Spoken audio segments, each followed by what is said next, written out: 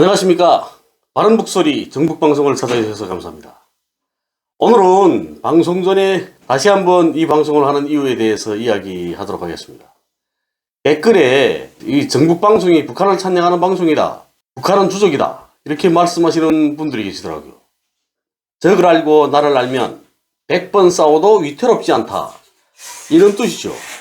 그렇기 때문에 북한을 주적이라고 생각하시는 분들일수록 북한을 알아야 한다고 말했습니다. 한마디도 못하게 되면 북한 사람들은 남한 사람들을 적이라고 생각하지 않습니다.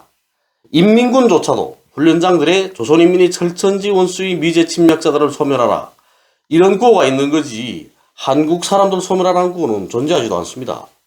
그리고 저를 보고 탈북자들 욕하지 말라고 하시더라고요. 전 탈북민 모두를 욕하는 건 아닙니다. 탈북민들이 인권 개선을 위해서 저도 노력하고 있고 탈북민 사회의 문제점들을 지적하고 있는 겁니다. 탈북 여성들에 대한 성착취, 같은 탈북민들을 사기쳐 먹고 사는 사람들을 비판하고 있는 거죠. 그리고 고향을 헐뜯는 대가로 돈벌이를 하는 사람들을 보고 욕하는 겁니다. 흔히 고향을 헐뜯는 사람들 보고 뭐라고 하십니까? 우리가 애비임이 팔아먹는 후레 자식이라고 하죠. 이순실이를 칭찬하고 계시던데, 이순실이는 자기 아버지 어머니도 도둑놈으로 몰아가는 사람입니다. 자기 아버지 어머니한테서 도둑질하는 법 배웠다고 말했거든요. 자기 돈벌이를 위해서 자기를 낳아주고 키워주신 부모님도 팔아먹는 사람을 칭찬해야 할까요? 말 같은 말을 했으면 좋겠습니다. 제가 이 방송을 하는 이유에 대해서 똑바로 하셨으면 좋겠습니다. 본방송 시작하겠습니다. 얼마 전 국민의힘 윤석열 후보가 북한의 국초음속 미사일 발사를 놓고 질문하는 외신기자한테 이런 말을 했습니다. 조짐이 보일 때 삼축체제의 가장 앞에 있는 킬체인이라는 선제 타격밖에 막을 수 있는 방법이 지금 없다, 그랬습니다.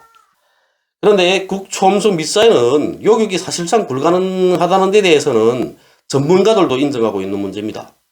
그리고 국초음속 미사일의 비행계적, 속도 등에 대해서는 방송에서 많이 다뤘죠. 저는 그 외의 문제들을 가지고 킬체인, 선제 타격이 왜 불가능한지에 대해서 이야기하려고 합니다. 미사일 공격은 어떻게 이루어지냐면 발사 준비, 그 다음에 발사, 상승, 하강, 타격, 이 단계로 나눠집니다.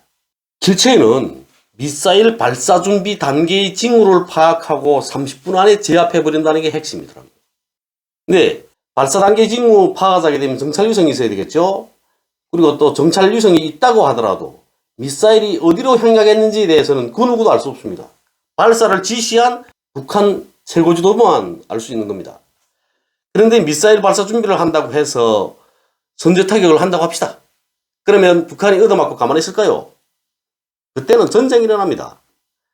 윤석열 후보는 킬체인이라는 선제 타격론에 대해서도 너무나 모르고 있었습니다. 킬체인은 북한이 고체 연료를 가지고 있지 못할 때 나온 개념입니다. 미사일의 동력으로 액체 연료를 사용할 때는 연료를 주입하는 시간이 있거든요. 한 30분 정도. 그렇기 때문에 발사 징후를 포착할 수 있는 기회가 있습니다. 그런데 현재 북한은 이동식 발사장치에서 미사일을 발사하고 있습니다. 이건 북한이 고체 연료 방식으로 전환했다는 걸 말해주고 있고, 그렇다면 킬체인은 의미가 없는 겁니다. 그리고 여기서 중요한 건 북한의 미사일 기지들은 거의 대부분이 화면에 나오는 것처럼 갱도화되어 있다는 겁니다. 현재 진행하는 미사일 발사 시험들은 공개된 노천에서만 진행하는 거죠. 산속에 배치된 미사일 발사 기지는 갱도 안에까지 자동차가 들어가게 되어 있고, 또 수직갱 윗부분은 잔디를 씌운 유계를 덮어서 정찰 위성에 걸리지 않게 했습니다. 갱도 안에서 미사일을 조립하고 유계를 열고 미사일을 발사하고 유계를 덮는 거죠. 그러니까 정찰 위성이 24시간 감시한다고 하더라도 어느 곳에서 미사일을 발사하는지는 알 수 없다는 거죠. 이런 미사일 갱도들은 전선 지역뿐만 아니라 저기 멀리 평안북도 자강도, 양강도에도 설치되어 있습니다. 그리고 동해안 야산들에도 많이 건설되어 있거든요. 북한은 잠수함, 전투기까지도 갱도 안에 들어가 있습니다. 긴급 상황이 발생하게 되면 기동해야 되는 이런 전투지길 기재들을 제외하고는 나머지 다 갱도 안에 들어가 있다는 말이죠.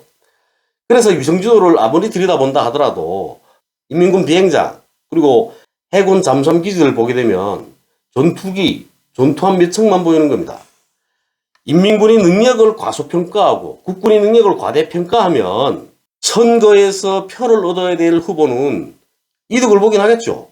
보수락 부르시는 그런 분들한테 시원하게 한마디 하는 거 아닙니까? 우리 먼저 답사기겠습니다. 멋져 보이기는 한데 이거는 잘못된 겁니다. 이렇게 인민군은 가수평가하고 국군은 가대평가하게 되면 힐체인같이 10년 전에도 실용성이 없었던 이런 낡은 전술 방식을 떠버리게 되는 겁니다.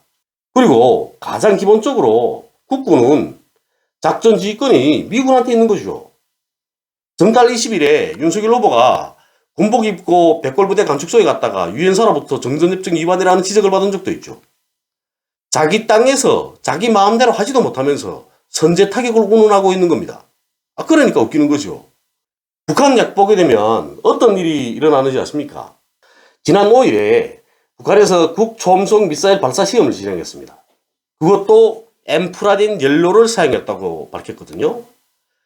우리 휴대용 가스골로 보게 되면 가스통 가져다 맞추기만 하면 쓸 수 있죠. 마찬가지로 미사일에 사용되는 액체 연료를 미사일 발사 전에 주입하는 게 아니고 앰플로 된 액체 연료를 갖다가 맞추기만 하면 되는 겁니다. 북한에서 앰플에 연료를 사용해서 국초음속 미사일 발사 시험을 진행했다고 했을 때 우리 한국에서는 국초음속 미사일이 아니라고 탄도미사일이라고 했습니다. 그랬더니 북한에서 어떻게 나왔습니까? 니들이 안 믿어? 그러더니 11일에 김정은 총비서의 참관하에 국초음속 미사일 발사 시험 진행했습니다.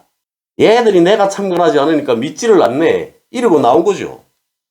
대통령은 국방장관이나 합참의장이 아닙니다.